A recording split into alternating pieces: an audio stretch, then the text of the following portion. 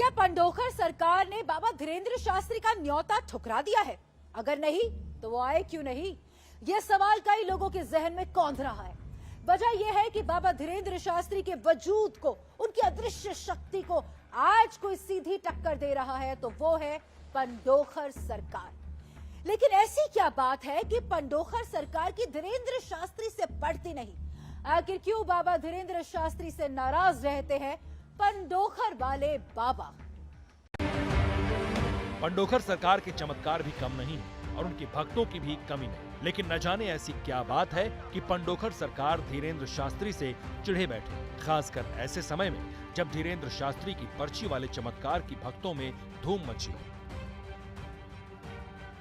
कोई भी काम गुरु ना करे चंद स्वार्थ में कि जिसमें सनातन को नीचा देखना पड़े और कहीं पकड़े जाए, कोई ट्रिक पकड़ी जाए, कोई पद्धति पकड़ी जाए तो मंदिर मठ में ब्राह्मण पंडों की वो गत होगी, वो संतों की गत होगी, वो तीर्थों की गत होगी। इससे बड़ा कोई नुकसान नहीं होगा। इसलिए पर्चा लिखने वाले गुरुओं से, भाइयों से, अपने बड़े भाइयों से, छोटे भाइयों से, सभी से करबद्ध प्रार्थना है, यदि मेरी भी कोई कमी हो तो वहां से बोलिए, मैं सुधार करूंगा। लेकिन सनातन झुकना नहीं चाहिए, सनातन की बेइज्जती नहीं होना चाहिए। पंडोखर सरकार ने कभी धीरेन्द्र शास्त्री का नाम लेकर हमला किया तो कई बार बिना जिक्र किए चोट। एबीपी न्यूज से बातचीत में उन्होंने क्या कहा, आप सुनिए। दशानंद रावण का इतना जलवा था कि 10 दिग्पाल कांपते थे, पृथ्वी कंपामान होती थी, देवताओं की पत्नियों के गर्भ पात्र हो जाते थे, उसके चलने से, ठंकार मारने से पृथ्वी कंपामान होती थी। जिसका साम्राज्य मिट गया तो हम और आप क्या एक दिन सबके गिरते? जो अमिताभ बच्चन का दिन था, क्या आज उन्हीं का वही पॉपुलरिटी है? क्या मिथुन चक्रवर्ती जी का जो दिन पॉपुलरिटी थी, क्या वो आज वही है? क्या गोविंदा जी की यही नए नए आते जाते, चमकते जाते? तो एक दिन जो बढ़ता है, पतंग चढ़ती है, तो एक दिन पतंग भी, यदि उसका कन्ना बिगड़ता है, उसका मुड्ढा बिगड़ता है, इसकी पूंछ हट जाती है तो पतंग नीचे जाती। इसलिए लैंग्वेज शुद्ध रखें। पंडोखर सरकार का दावा है कि धीरेन्द्र शास्त्री जिस चमत्कार के दम पर सुर्खियां बटोर रहे हैं, ये चमत्कार वो बरसों से करते आए हैं और उनका दर्द शायद ये है कि बागेश्वर सरकार की चकाचौंध में पंडोखर सरकार की चमक फीकी पड़ गई। ये विद्या होती है, ये शक्ति होती है, ये विद्याएं होती हैं, ये कृपाएं होती हैं, दिव्य कृपाएं होती हैं, परमात्मा की कृपा होती है, ज्ञान होता है, गणित होता है, ज्योतिष होता है, चेहरे का एक्सपीरियंस के माध्यम से भी बताया जा सकता है, साइकोलॉजिकल पद्धति से बताया जा सकता है, ट्रिक के माध्यम से बताया जा सकता है। अभी हमने इस विषय पे देखा नहीं, वो पर्चा बनाते कैसे है। सोशल मीडिया पर दुनिया देख रही तो हम भी देख रहे हैं, लेकिन जिस जमाने में हम गुरुजी थे, उस जमाने में हमारा ना तो टीवी था, ना इलेक्ट्रॉनिक मीडिया थी। तरसते थे लोग, कोई हमारी एक फुटेज भी चला दे। पंडोखर सरकार खुलेआम बाबा धीरेन्द्र शास्त्री की पोल खोलने का दावा करते हैं, लेकिन उन्होंने धीरेन्द्र शास्त्री के बारे में एक दफा ऐसा खुलासा किया कि देखकर लोग सत्य में आ गए। ये खुलासा धीरेन्द्र शास्त्री की अदृश्य शक्ति और बागेश्वर धाम की उनकी गद्दी से जुड़ा है। पंडोखर सरकार का ये खुलासा चौंकाने वाला है और उसका सबूत है उनके ही दरबार का ये वीडियो।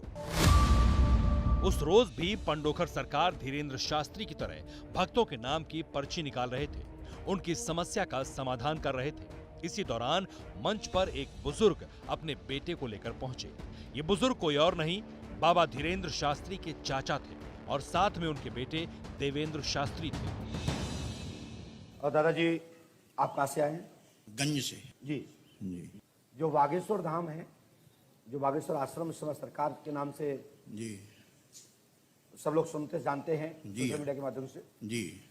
आप उनके कौन है? मैं उनका बड़ा पापा हूँ। बड़ा पापा, सगे? चाचा जी, सगा। पंडोखर सरकार के दरबार में धीरेन्द्र शास्त्री के चाचा और चचेरे भाई को देखकर आप भी हैरान होंगे। दरअसल ये दोनों अपनी गुहार लेकर पंडोखर सरकार के दरबार पहुंचे थे। छतरपुर से आए धीरेन्द्र शास्त्री के चाचा की शिकायत ये थी कि बागेश्वर धाम का असली पीठाधीश्वर उनका बेटा देवेंद्र शास्त्री है, जबकि गद्दी धीरेन्द्र शास्त्री को मिल गई। ये सुनकर पंडोखर सरकार ने भरे दरबार में धीरेन्द्र शास्त्री की बखिया उधेड़ना शुरू कर दी। इस समय महाराज जी भी पर्चा बनाते हैं, दरबार चलाते हैं, तो दोनों में फर्क क्या है? अब फर्क ये आप ही बताइए, आप ही बता दीजिए तो फर्क। सुन लीजिए, आप सामने सुनिए।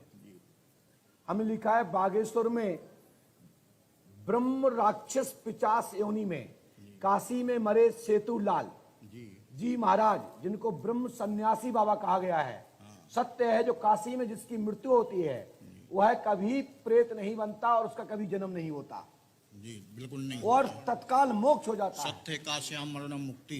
हाँ हाँ बोलिए बोलिए बोलिए आप दादाजी। काश्याम मरणम मुक्ति, काशी मरत मुक्ति हेतु उपदेश हुए रामचरितमानस। वाह बहुत बढ़िया। पंडोखर सरकार यही नहीं रुके, उन्होंने ये दावा कर दिया कि धीरेन्द्र शास्त्री ने असल में बागेश्वर धाम की गद्दी हथिया ली है।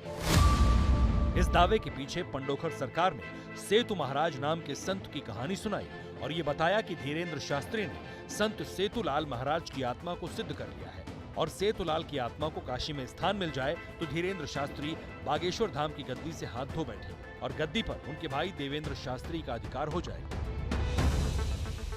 पंडोखर सरकार की तरह दूसरा दरबार बस हाथीवान मार की शरण में चले जाओ, हनुमान जी तो तुम्हारे है ही, हाथीवान की शरण में चले जाओ, दरबार पंडोखर सरकार का ही दूसरा छतरपुर में दिखाई देगा। हाथीवान महाराज की जय। और तारा माई की कृपा, तुम जौन मंदिर पे बैठ जाओगे वही तारा माई है, चिंता मत करो, तुम तो घूरे पे बैठना वहां दरबार चलेगा। पंडोखर सरकार की सलाह से सामने बैठे बाबा धीरेन्द्र शास्त्री के चाचा भावुक हो गए। यही नहीं, उन्होंने ये तक कह डाला कि पारिवारिक कलह की वजह भी धीरेन्द्र शास्त्री ही है। वो जो ब्रह्म सेतु महाराज पर कृपा करते थे, जो काशी में मृत्यु हुए हैं, वही धीरेन्द्र के द्वारा 50 रूप में उनको प्रकट किया गया है। उसी कारण से आपके घर में सबके परिवार में तांडव मचाए रहते जी बिल्कुल मचा है तांडव।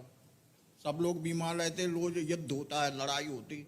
ठीक है साहब, वो तो मैं गारंटी देता हूँ, हनुमान जी आप बुलाएंगे तो मैं छतरपुर आऊंगा और जिसके सामने बुलाओगे मैं वहां आऊंगा। बस अमावस्या से दशमी ना हो और 365 दिन का दरबार है तो इतना जरूर मैंने टाइम ले रखा है। बिफोर पत्र लिखोगे, बिफोर जानकारी होगी तो गुरु शरण प्रतियोगिता में भाग लेगा। बागेश्वर धाम पर उत्तराधिकार की लड़ाई का फैसला पंडोखर सरकार के दरबार में हो रहा था। पंडोखर सरकार धीरेन्द्र शास्त्री को फर्जी पीठाधीश्वर बता रहे थे। दिनेश शास्त्री जी, गर्ग जी, गढ़ा वाले, प्राचीन समय में इनसे ही दरबार प्रारंभ हुआ है और इस समय धीरेन्द्र पर चल रहा है, इनके नाम को वो बजा रहे हैं। सत्य यह है, सत्य वो नहीं है।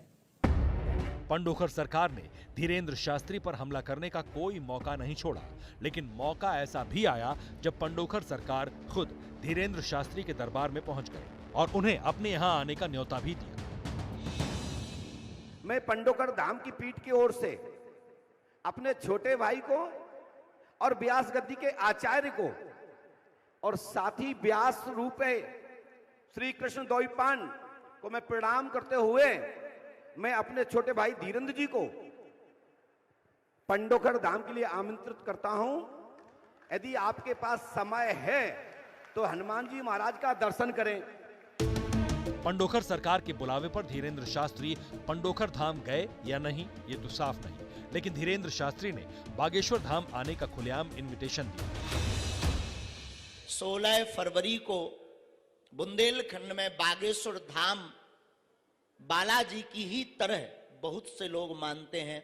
एक है तीर्थ पंडोखर धाम, वहां के पीठाधीश्वर जो कि हमारे बड़े भाई हैं पंडित श्री गुरु शरण शर्मा जी पंडोखर महाराज सरकार भी बागेश्वर धाम पर आशीर्वाद देने के लिए, हम सबको दर्शन देने के लिए पधारेंगे। पंडोखर सरकार का अब भी बागेश्वर धाम में इंतजार हो रहा है और अगर वो नहीं आए तो चमत्कार करने वाले दोनों बाबा के लव हेट रिलेशन का सस्पेंस और गहरा हो जाएगा। सस्पेंस में आज बस इतना ही। आपसे फिर मुलाकात होगी सस्पेंस की एक शॉकिंग स्टोरी लेकर। देश और दुनिया की बाकी खबरों के लिए आप देखते रहिए एबीपी न्यूज़।